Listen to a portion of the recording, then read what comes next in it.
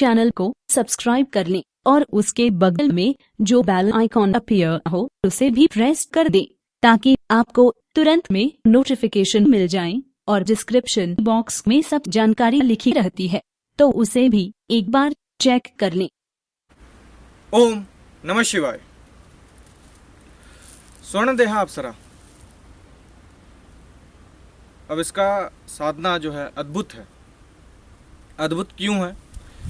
हालांकि सभी अप्सराओं का साधना अत्यंत लाभकारी होता है, लेकिन फिर भी स्वर्णदेहा एक ऐसी अप्सरा है जो बहुत ही तत्क्षण आपकी समस्त मनोकामनाओं की पूर्ति करती है। और विशेष बात यह है कि जिन व्यक्तियों को पुत्र की प्राप्ति नहीं होती है या जिन माताओं को, बहनों को पुत्र की प्राप्ति नहीं हो रही है, अगर वो स्वर्णदेहा की साधना पुत्र प्राप्ति या संतान प्राप्ति की इच्छा से लेकर के करते हैं तो अत्यंत मात्रा में उनकी मनोकामना अवश्य पूर्ति होती है। क्योंकि अप्सराओं के पास कुछ विशेष दिव्य शक्तियाँ होती हैं जिनके माध्यम से वो आपको सभी चीज़ों की प्राप्ति करवा सकती हैं। और आपका आने वाला पुत्र भी जो होगा या पुत्री भी जो होगी वो अप्सराओं के समक्ष ही जो है पूरी तरह से गुणवान, योगवान और दिव्य होंगे।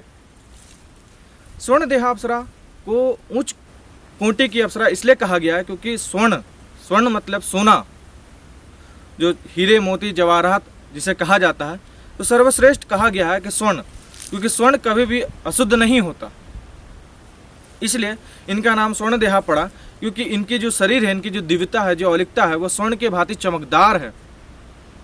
इनकी जो औलिकता है, जो रूप है, इनका वर्णन करना किसी भी पुरुष या किसी भी मानव जाति के लिए असंभव है।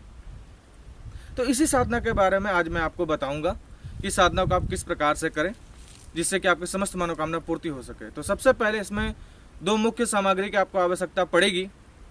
एक प्राण प्रतिष्ठित यंत्र, दूसरी प्राण प्रतिष्ठित गुटिका और साथ में प्राण प्रतिष्ठित माला। अब आते हैं इसके मुख्य साधना विधि पे। मुख्य साधना विधि इसकी इस प्रकार है। आप किसी भी सिद्ध योग या फिर पूर्णिमा के दिन या फिर शुक्ल पक्ष के दिन या चतुर्दशी के दिन आप इस साधना को आरंभ कर सकते हैं। दीपक इसमें घी का जलेगा या फिर आप तिल के तेल का भी प्रयोग कर सकते हैं।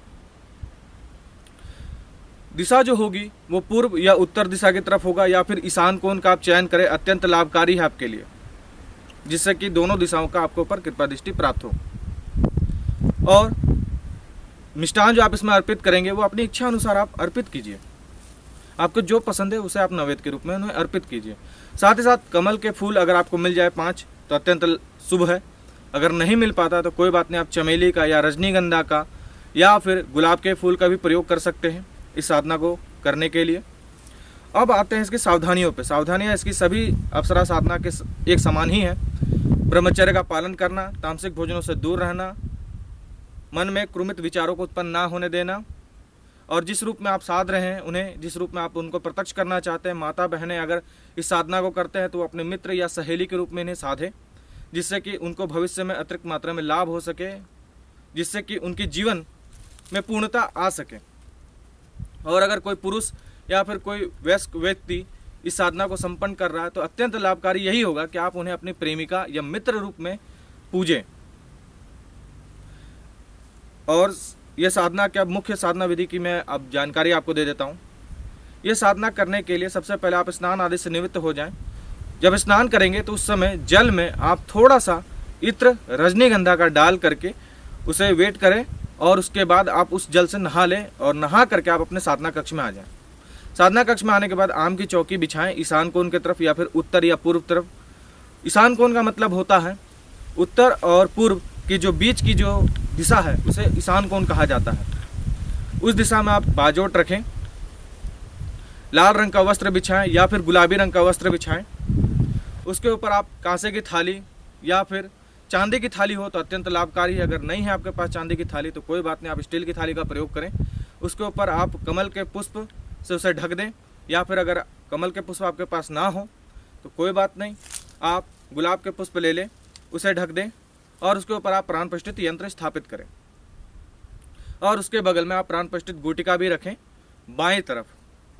मतलब कि लेफ्ट साइड में आप गुटिका को रखेंगे। और जो माला होगी वो आप बाजोट के आगे रखेंगे, मतलब कि थाल पात्र यहाँ अगर है तो आप यहाँ रखेंगे। इतना संपूर्ण होने के बाद फिर आप अपने गुरु का ध्यान कर गुरु माला से एक माला मंत्र जाप करेंगे और गुरुदेव से अपनी प्रार्थना करेंगे आप कि मैं इस अप्सरा की साधना इतने दिनों तक करूंगा गुरुदेव, तो इसमें आने वाले बाधा विघ्नों का नाश करें और मुझ पे अपनी कृपा दृष्टि बनाते हुए इस साधना को संपूर्ण होने में मेरी सहायता करें।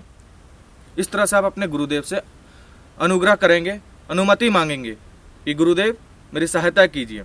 इस तरह से अगर आपके गुरु नहीं हैं तो कोई बात नहीं, आप महादेव का आवाहन करें क्योंकि वो सर्वव्यापी गुरु हैं। जिन व्यक्तियों के पास गुरु मंत्र नहीं है उनको हम विशेष तौर पे एक अलग महादेव का मंत्र प्रदान करेंगे ताकि वो उस समय के लिए वो गुरु मान करके उनकी साधना कर सके। उसके बाद आप गणपति देव का आवाहन करें क्योंकि प्रथम पूज्य देवता हैं, विघ्नहर्ता हैं, उनकी कृपा दृष्टि अवश्य होनी चाहिए। कोई भी साधना में आप कोई भी दुनिया की साधना कीजिए उसमें प्रत्येक साधनाओं में गणपति देव के आवाहन अवश्य होती है। साथ में रिद्धि सिद्धि का भी आवाहन कीजिए क्योंकि उनकी पत्नियां हैं, वो भी आपको रिद्धि सिद्धि प्रदान करने में सहायक बनेगी। उस तरह से आवाहन करके उनका भी एक माला मंत्र जाप होगा। उसके बाद आप इंद्रदेव से आवाहन करके इंद्रदेव से अनुमति मांगेंगे कि हे इंद्रदेव, मैं इस अप्सरा को साधना चाहता हूँ, अपने जीवन में साकार करना चाहता हूँ, कृपया करके मुझे अपना आशीर्वाद प्रदान करें, मुझे अनुमति दीजिए कि मैं अपने जीवन को बहुत ही उच्च कोटि का बना सकूँ। इस तरह से इंद्रदेव से प्रार्थना करने के बाद फिर आप एक माला इंद्रदेव का मंत्र जाप करेंगे। उसके बाद आप अपने हाथ में जल लेंगे, पुष्प लेंगे, अक्षत लेंगे और संकल्प लेंगे कि मेरा नाम अमुक है, मेरे पिता का नाम अमुक है, मेरा गोत्र अमुक है और मैं स्वर्ण देहाप्सरा की साधना इस रूप में कर रहा हूँ, माता, बहन, प्रेमिका या पत्नी रूप में, वो आप चयन करेंगे। और मेरे तरफ से तो यही आपको सलाह रहेगी कि आप उन्हें मित्र रूप में ज़्यादा तौर पे पूजे ताकि आपका जीवन जो है आनंदमय रह सके, क्योंकि वो आपके हर कार्य में सहायक होगी। जैसे एक राजा के लिए मंत्री आवश्यक होता है, उसी तरह अगर आप मित्र के रूप में इन्हें पूजते हैं या प्रेमिका रूप में पूजते हैं तो अत्यंत लाभकारी होगा, क्योंकि वो हमेशा व्यक्ति को एक सही मार्गदर्शन देती हैं अप्सराएं। तो इस तरह से आप संकल्प लें, उसे फिर थाल पात्र में आप छोड़ दें। इतना संपूर्ण होने के बाद फिर मन में उनका ध्यान करें, मन में उनका आवाहन करें कि हे स्वर्ण देहा, मैं तुम्हारा आवाहन करता हूँ प्रीतमा, हे मेरी प्रिय, तुम आओ और मेरी ये मंत्र जाप को तुम स्वीकार करो और मेरी समस्त मनोकामना पूर्ति करो। इस तरह से मन में प्रार्थना करने के बाद फिर आप दीपक प्रज्वलित करके जो है माला उठा करके मंत्र जाप करना आरंभ करेंगे। लेकिन उससे पहले आप यंत्र का पंचोपचार पूजन करेंगे। उसमें आप दीप, धूप, नवेद, पुष्प, इत्र अर्पित करेंगे। इतना संपूर्ण होने के बाद फिर आप माला से मंत्र जाप करना आरंभ करेंगे। मंत्र जाप संपूर्ण होने के बाद माला को आप उसी जगह थाल पात्र के आगे ही रख देंगे और फिर मन में स्वर्ण देहा का ध्यान करेंगे, ध्यानस्थ मुद्रा में बैठ करके। उस तरह से ध्यान करने के बाद 10 से 15 मिनट के बाद फिर आप जो है फिर से गुरु मंत्र का एक माला मंत्र जाप करेंगे और उसके बाद गणपति देव का एक माला मंत्र जाप करेंगे। उसके बाद 2 मिनट रुकने के बाद ही आप आसन त्यागेंगे। कई लोगों का प्रश्न होता है कि शुरू में गुरु मंत्र जपवाया जाता है, उसके बाद गणपति देव जपवाया जाता है और बाद में भी फिर जपवाया जाता है, क्यों? इसका मूल कारण क्या है? तो ये भी मैं आपको स्पष्ट कर देता हूँ। साधना काल के दौरान में इस दुनिया में जो भी व्यक्ति हो, आप हो, मैं हूँ या कोई भी हो, जाने अनजाने हमसे त्रुटियां होती है साधना में। तो उस कमी को भरपाई कौन करेगा? प्रथम पूज्य देवता, आपके गुरु, उनकी दिव्यता जो होगी वो आपकी जो कमियां हैं उसकी वो भरपाई कर देते हैं। इसलिए आगे और पीछे उनका मंत्रों का जाप करवाया जाता है। तो इस तरह से ये प्रक्रिया जो चलेगी वो 21 दिन की चलेगी और प्रतिदिन 21 माला मंत्र जाप होगा। तो इस तरह से ये साधना संपन्न होगी और जिससे आपके जीवन में परिवर्तन आएगा। लेकिन मैं प्रत्येक बार यही कहना चाहता हूँ कि आप कोई भी साधना कीजिए, अगर आपके जन्मकृत दोष अधिक मात्रा में है तो पहले उसका निवारण कराएं। क्योंकि अगर मैं इसका उदाहरण दूँ, मैं एक छोटा सा उदाहरण दे देता हूँ। अगर कोई बालक है या कोई भी वयस्क व्यक्ति है, उसके पैर में चोट लगा हुआ है, वो कितना भी अच्छा दौड़ता हो वो उस समय नहीं दौड़ पाएगा। क्यों? क्योंकि उसके पैर में जख्म है। तो उसी भांति जीवन भी यही है। अगर आपके जन्मकृत दोष अधिक मात्रा में तो पहले उसको आप कम करवाइए। उसके लिए पहले आप प्रक्रिया कीजिए, क्रियाएं कीजिए। जब ये कम हो जाए एक सीमा मात्रा में आ जाए, तब आप साधना करना आरंभ कीजिए। और मैं निश्चय आपको दावा करता हूँ कि आपकी साधना कभी भी विफल नहीं जाएगी, आपकी समस्त मनोकामना अवश्य पूर्ति होगी। तब इसी के साथ मैं अपनी वाणी को विराम देते हुए आपसे आज्ञा चाहूँगा। धन्यवाद।